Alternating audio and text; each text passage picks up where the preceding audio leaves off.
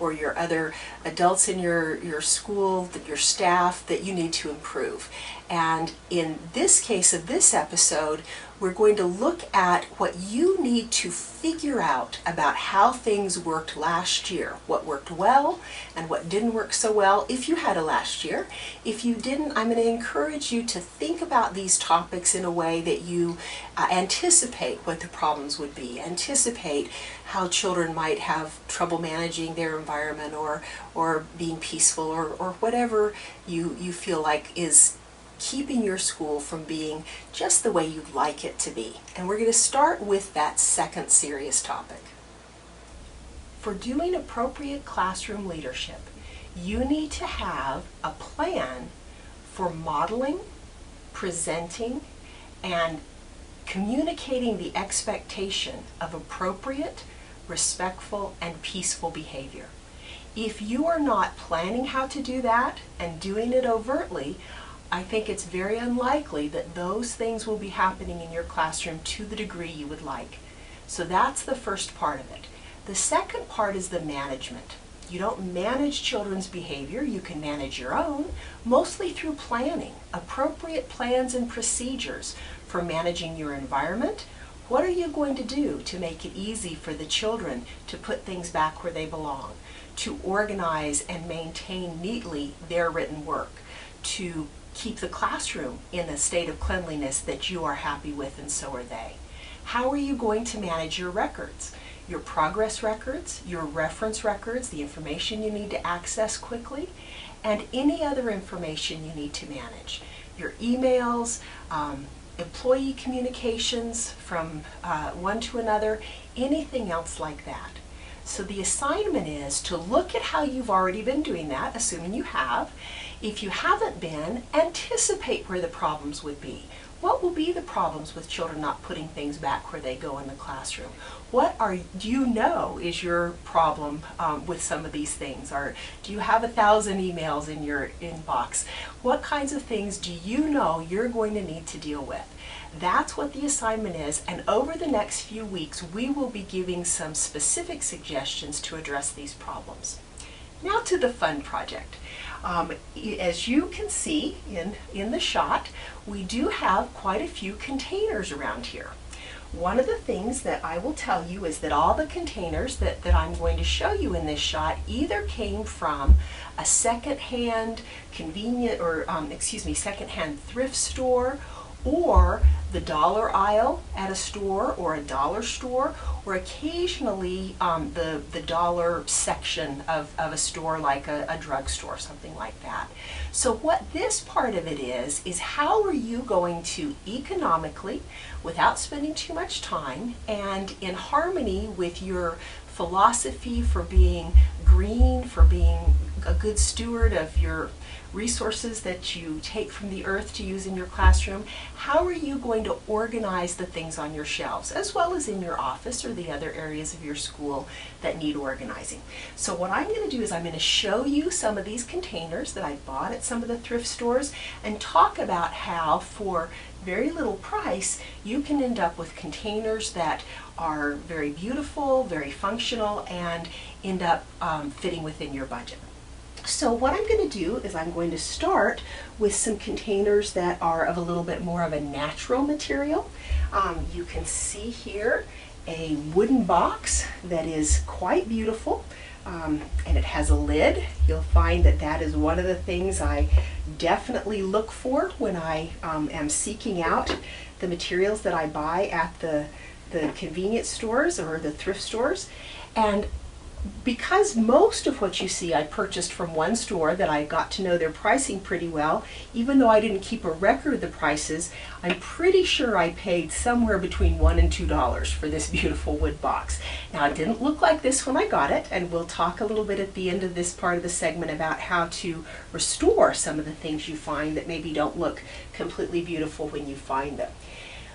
I would encourage you to look for baskets and trays in these stores. This is a basket tray. The way that it's designed, you can have even large cards laid out on the shelves easily. And some trays are not trays when you find them.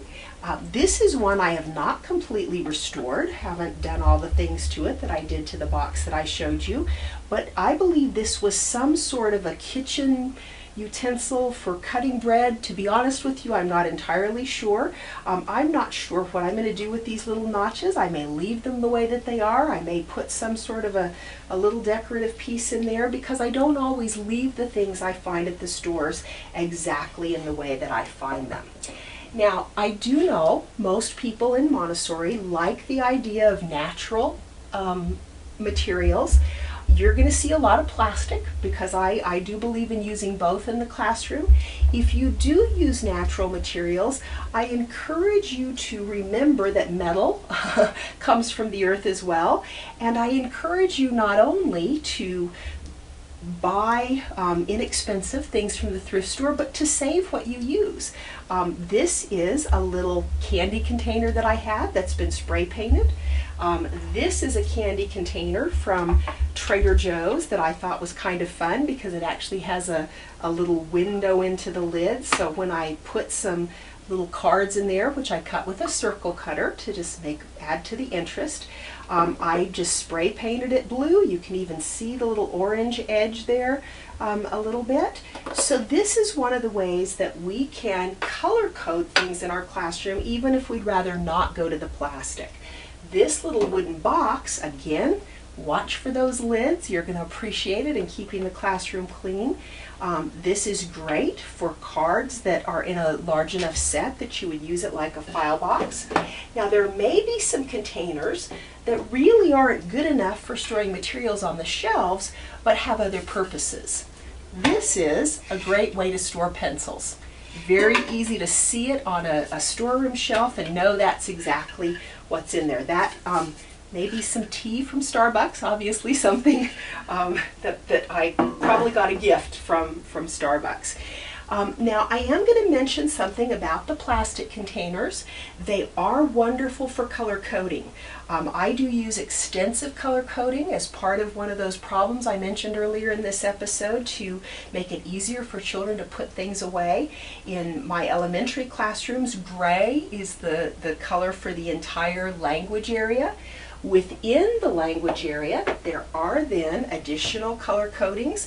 Many of you are probably familiar with reading schemes that are colored pink, blue, and green. These are dollar store containers, and I don't even think I paid $1 for each one. I think they were in a set where it was $1 for less than that. This is from the dollar store. Blue for blue reading or for geography. Wonderful size for some good size cards. Half size, 8.5 by 5.5, can sit up in a container like this. Now, I am going to mention that some things are just not good enough for children's use in terms of durability. These I did get to organize materials that I am making, so I can put all of my pieces together, maybe pages cut out from a National Geographic and the cardstock I'm going to mount them on before I've got them all ready to assemble. But if you look at the little plastic hinge, this is not going to stand up to a child's use in the classroom. So some things you need to think about. Would they be useful to you even if they're not suitable for children's use? Again, some of the plastic that you may or may not want to use in the classroom for materials might be appropriate for art materials. Here again, I'm going to mention tins tend to be very inexpensive in these stores, and the dirtier the better in some ways, because they will be priced less, and then when you clean them up, you've got a very nice container for less price. Now, in the case of this one, it's very nice for some long cards. You can kind of see the color that was there, but it had some kind of an advertising on it, so using up some spray paint, I spray painted it.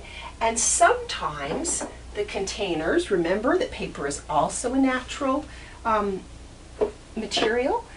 Sometimes things, I think this was probably a stationery box, I'm not sure, but love that lid, and great for botany cards of a pretty good size. Didn't have to do any painting on that. I thought it was beautiful to put on the shelf the way it was. But here are two that I did spray paint and took very, very little paint to do so. This one is a paper box, but I spray painted the lid to get rid of the the logos and advertising on the top. Now I didn't spray paint the bottom. What I will do with this box is either cut felt or cut a piece of paper and just mount it on the bottom to finish getting the box ready to use on the shelf. In the case of this tin, I didn't mind that on the very bottom, so I didn't worry about that, but whatever the advertising was just on the top, so I masked around the gold, and now I've got a beautiful box in my classroom, in my elementary classrooms. Red is zoology, so for zoology cards, again with the lid. Now notice how easy that lid is to get off. If you are getting boxes with lids, especially tins that you're going to use with children who are a little bit younger, you're going to want to make sure that those lids are ones that they can manage on their own.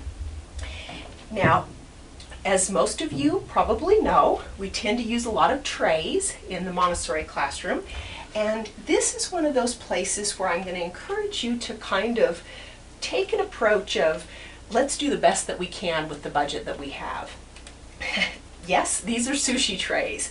I have not even opened them. I think that they were either 50 cents or $1 for actually, the price is still on there, they were $1 for the set. I haven't found the need to use them because I've had enough of a budget or better trays. But if I were starting out and I saw something like this, I would definitely pick it up, use it on the shelf, and then when I could afford trays that I liked a little bit better, I would switch to those. Now again, these were Christmas snack trays. I kept one with the Christmas decoration on it because I do have holiday work that I put out on my shelves, and then I spray painted the rest of them red. So now again, beautiful zoology trays for the classroom. And occasionally you'll find something for your classroom that doesn't cost you anything at all. I was at a consumer show and they were handing out samples of some kind of food they were promoting, and that's what these were from. And I asked the lady if I could pick up a few of them and dropped them in a plastic bag that were beyond for the sample that I have, ones that people had left at the booth. So make sure that you take advantage of things like that. Keep it in mind. Here again, a plastic tray. I use black for history, so this is color coded in that way for that part of my curriculum. Now occasionally you'll get to the point where you've really got a lot of good containers, and then you want to start being a little bit more selective.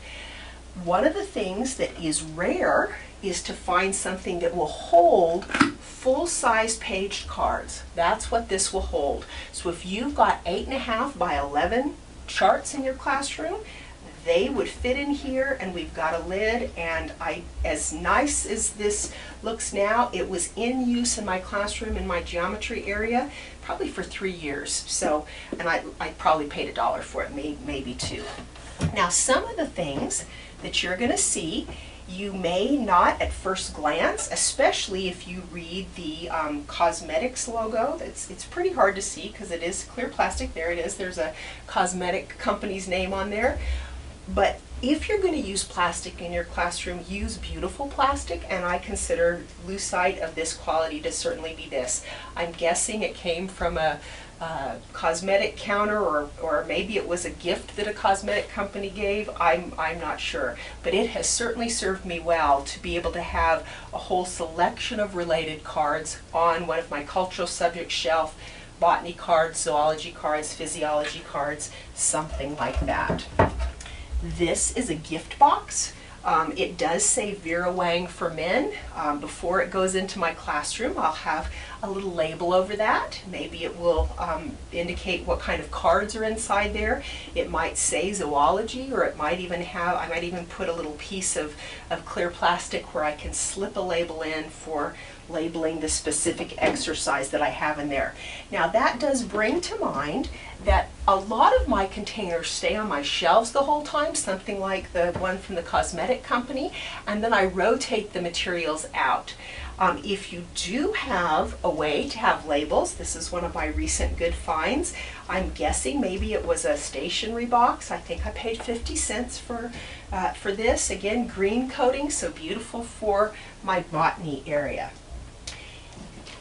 Drawers are always wonderful in the classroom, and as you shop in these kinds of thrift stores, you'll start to notice things that you'll realize it's kind of foolish to purchase for full price at the regular store. Again, knowing where I typically purchase things, I probably paid $1.50 on a good day, $2 if not, for this, and I think it's $9 at a store right now.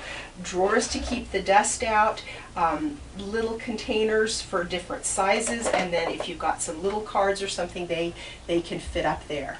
Now this is an example of one of the things that I did get at kind of a regular store in their dollar section. And this is a little chest of 9 drawers, $3 as you can see, because I have the sleeves still to keep the drawers from falling out. What I've used 2 of these for is for cards for fractions in my math area. Really nice for card sets that are kind of a small set, so maybe 9 decks or 9 pieces of cards to use with a specific math topic, such as fractions, would be a good use. Now I am also going to encourage you to always watch for vertical storage. If you've got not a lot of shelves, or if you're fortunate to have a lot of materials, you're maybe a charter school that was well funded from the beginning, this is a great way to, in an organized fashion, have a lot of materials on your shelves. This kind of office organizer, I'm going to show you a couple of others. No reason to buy at full price, and the metal ones like this I'm not even sure that you can, but if you watch at the second-hand stores you will certainly find them available.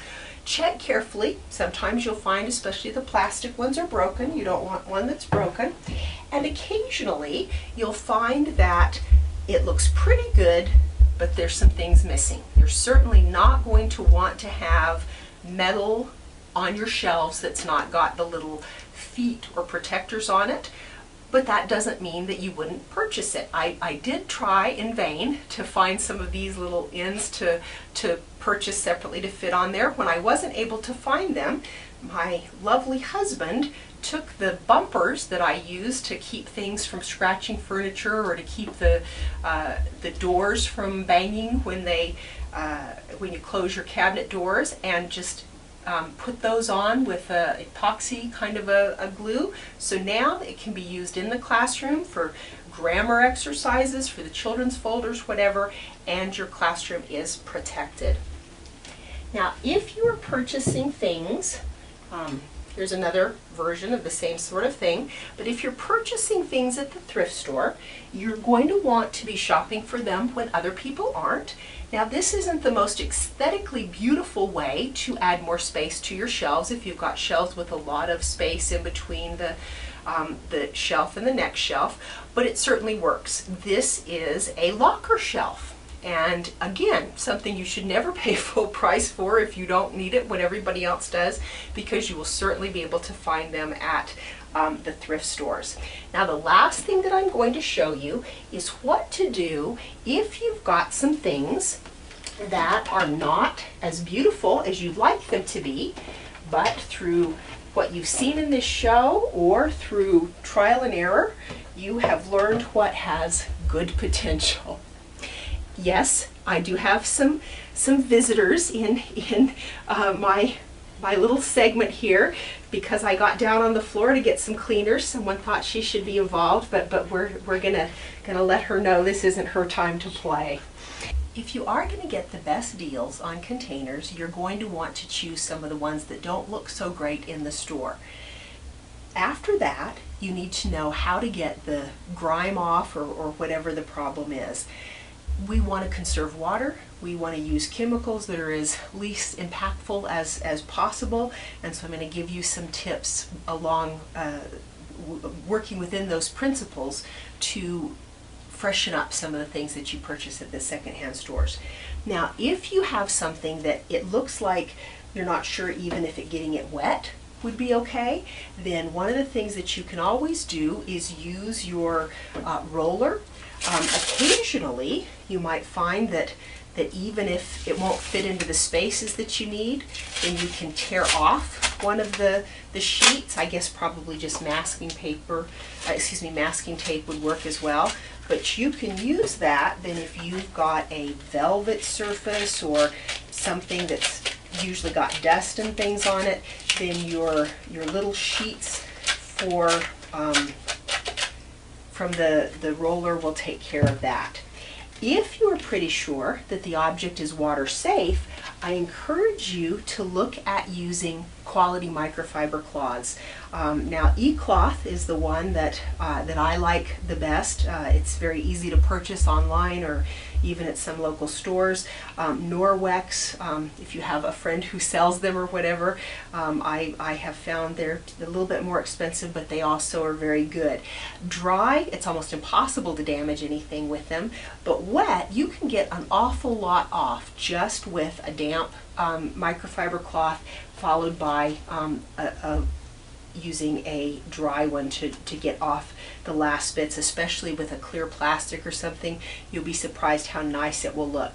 Now, if you do get something that maybe has been used in the kitchen, vinegar is the way to get water spots off. So that is one of the things that you're definitely going to want to have on hand if there's any kitchen use items that you're wanting to clean up. Just inexpensive furniture polish is frequently what I'm able to take care of things with. Now, if you do get something that's wood and the inexpensive furniture polish doesn't take care of it for you, there is a product called Cabinet Magic that will restore the wood at a deeper level and can be very, very useful.